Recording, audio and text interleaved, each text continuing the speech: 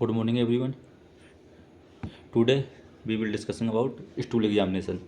आज का हमारा क्या टॉपिक है स्टूल एग्जामिनेशन. स्टूल एग्जामिनेशन क्या है? इसमें हम लोग क्या करेंगे, स्टूल का परीक्षण देखेंगे. स्टूल क्या होती है तो सबको पता होगा. नॉर्मली ये पोटी है या फिर लेटरिन है. इसका हमें क्या करना है, एग्जामिनेशन करना है. ठीक. सबसे पहले स्टूल एग्जामिनेशन देखने से पहले सवाल उठता है, आखिर ये स्टूल है क्या? स्टूल क्या है? ये तो होता है क्या, ये तो सॉलिड होगा या फिर सेमी सॉलिड होगा.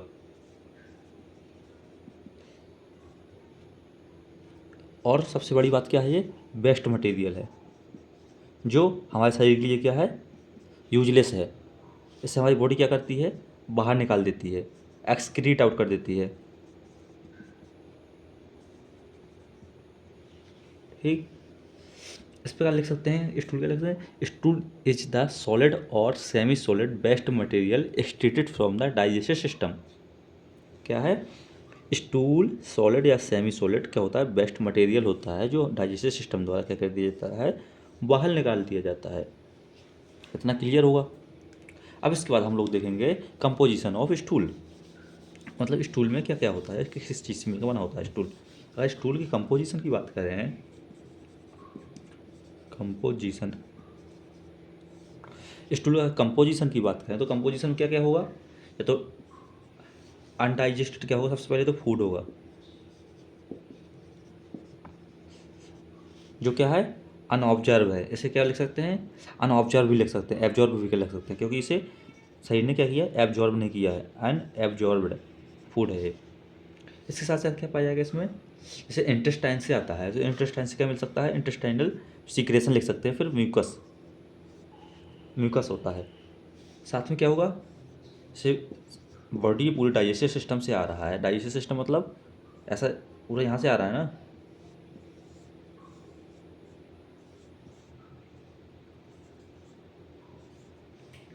तो इसमें सब आ रहा है ना, लीवर वगैरह, तो सब चीज़ें मिलेंगी इसमें. तो इसमें क्या मिलेगा, बाइल साल्ट भी होगा ना, बाइल पिगमेंट वगैरह होंगे, पिगमेंट एंड बाइल साल्ट भी होगा.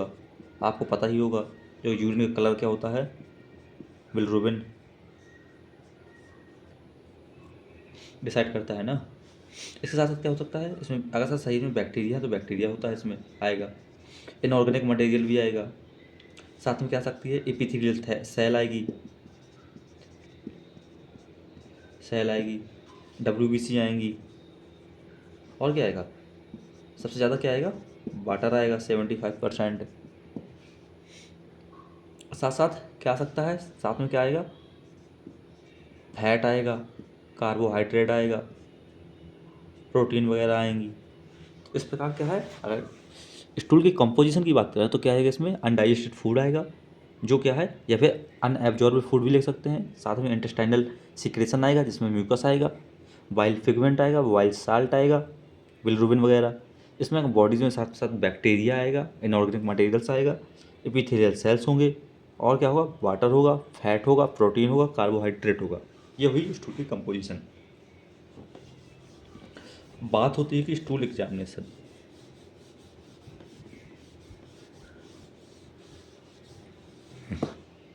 स्टूल एग्जामिनेशन में हम लोग क्या करते हैं, बहुत सारी बीमारियों का पता चलता है.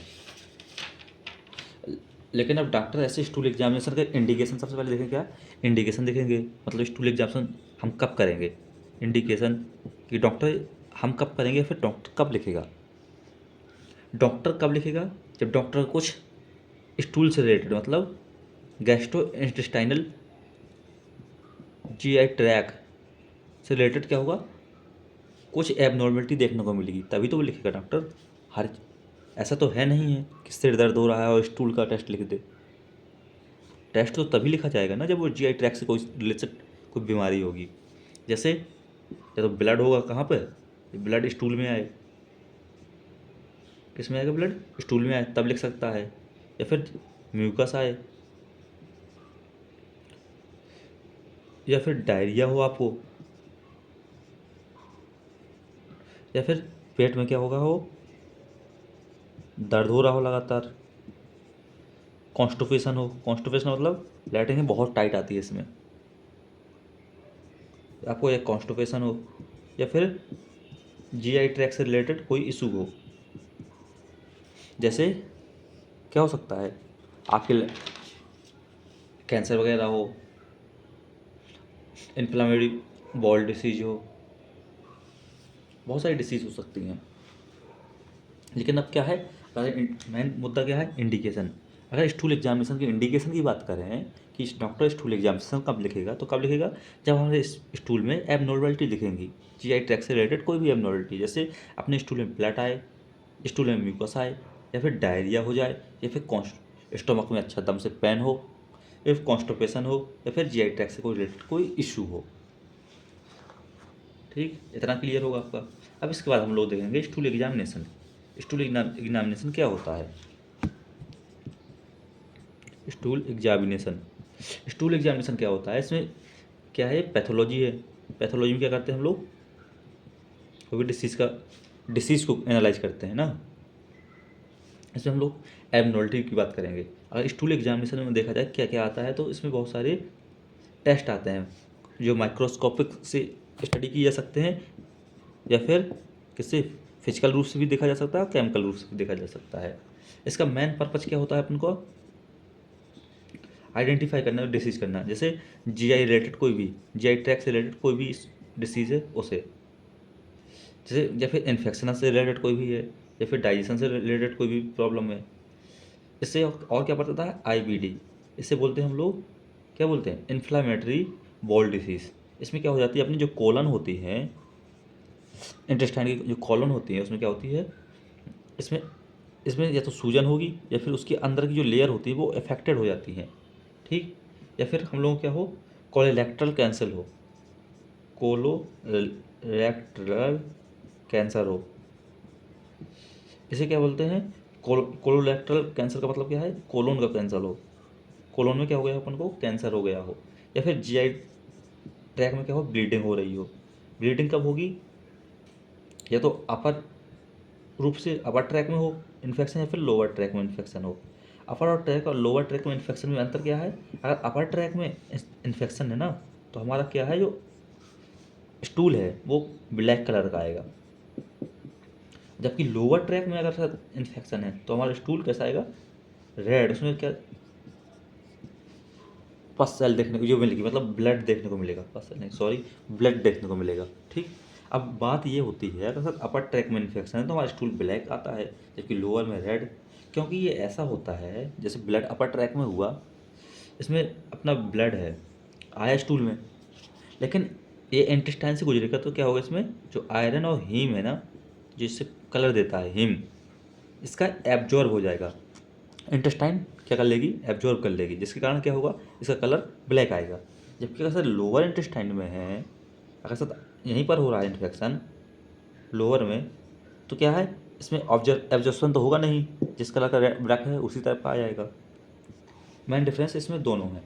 ठीक,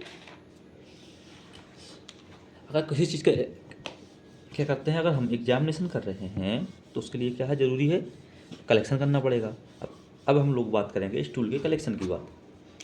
क्या होगा, कलेक्शन। अगर स्टूल के कलेक्शन की बात करें तो ये कैसे करेंगे, जो बच्चा होता है, इन्फेंट होते हैं, उसमें हम लोग क्या करते हैं, अलग तरीके से करते हैं। जो अडल्ट होता है उसमें हम लोग अलग तरीके से करते हैं।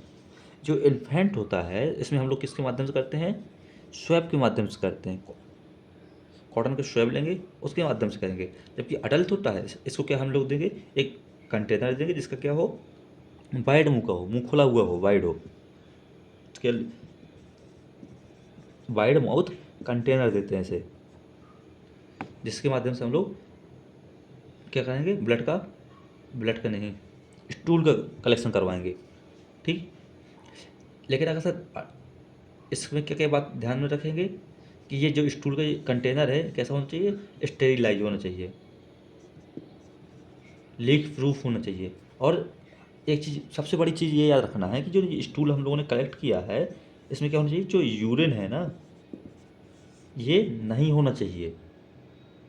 क्यों नहीं होना चाहिए, क्योंकि जो यूरिन है ना, ये हम लोगों को वो जो रिजल्ट है इसे अफेक्ट कर सकती है, क्योंकि स्टूल में कुछ ऐसी चीज़ें होंगी, बैक्टीरिया वगैरह, प्रोटोजोआ, अमीबा वगैरह, जैसे ये यूरिन क्या कर सकता है, किल कर सकता है रिएक्शन करके। इसलिए हमें क्या देखना है, स्टूल में यूरिन और वाटर ना हो। इतना समझ में आया। इन्फेंट का जो हम कलेक्शन करेंगे स्वैब के माध्यम से करेंगे, जबकि अडल्ट का होगा तो वाइडली माउथ वाले कंटेनर से करेंगे। जो कंटेनर कैसा होना चाहिए, हमारा स्टेरिलाइज होना चाहिए, साथ में लीक प्रूफ होना चाहिए। ठीक, इसमें साथ साथ क्या देखेंगे, इसमें कलेक्शन में स्टूल में यूरिन नहीं होना चाहिए। अब इसमें कुछ चीज़ें ध्यान देंगे, जैसे कलेक्शन कर रहे हैं हम लोग, तो पहले इसमें क्वांटिटी की बात करें, मतलब कितनी मात्रा में होना चाहिए। तो अगर हम लोगों को क्या करना है, पैरासाइटोलॉजिकल करना है बैक्टीरियल, अगर पैरासाइटोलॉजिकल फिर बैक्टीरियल करना है तो हम लोगों को क्या करना पड़ेगा, ये दो तरह का टेस्ट परफॉर्म करना, तो हमें कितना 5 ग्राम की ज़रूरत है, कितना 5 ग्राम की। अगर इसकी जगह फिर हमें केमिकल करना है तो केमिकल के लिए हम लोग को कितनी ज़रूरत है, 50 ग्राम की है। ठीक, अब इसमें नोट मतलब ध्यान देने वाली बात क्या है, अगर सर आपका जो स्टूल है वो कैसा है, लिक्विड है।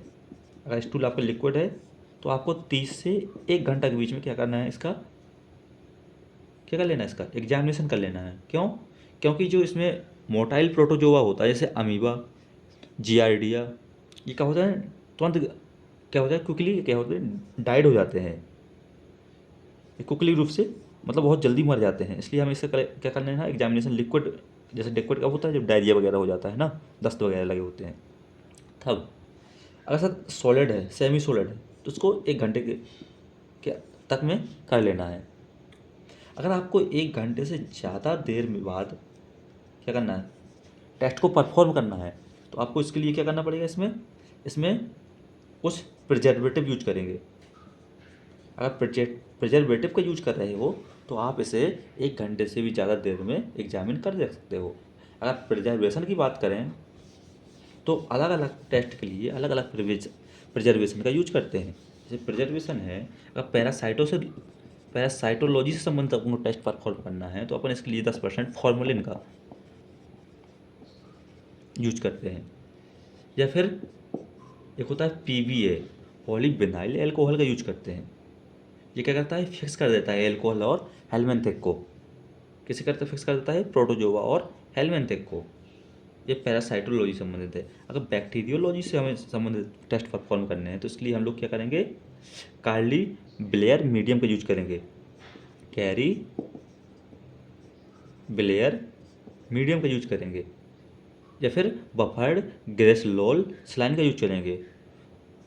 या फिर किसका यूज करेंगे, बफर्ड ग्लेसरोल सलाइन का यूज करेंगे। अगर हमें प्रोटोजोआ से संबंधित कोई भी स्टडी करनी है तो हम लोग इसका यूज करेंगे, PBA का, पॉलीविनाइल एल्कोहल का यूज करेंगे। ठीक, अगर हमें कोलेरा का को डिटेक्शन करना है और कोलेरा को पता करना है तो किसका यूज करेंगे, इसके लिए हम लोग करते हैं एल्कालाइन पेप्टोन वाटर का। ये याद रखना, ये बहुत मोस्ट है, हमेशा पूछा भी जाता है कि कोलेरा को डिटेक्ट करने के लिए किसका यूज करते हैं हम लोग, एल्कालाइन पेप्टोन वाटर का। इतना आपको समझ में आ गया होगा कि अगर पैरासाइट से रिलेटेड कोई भी टेस्ट करना है तो उसके लिए हम लोग 10% फॉर्मेलिन प्रिजर्वेशन का यूज करेंगे। क्या है, अपने ये अपने प्रिजर्वेशन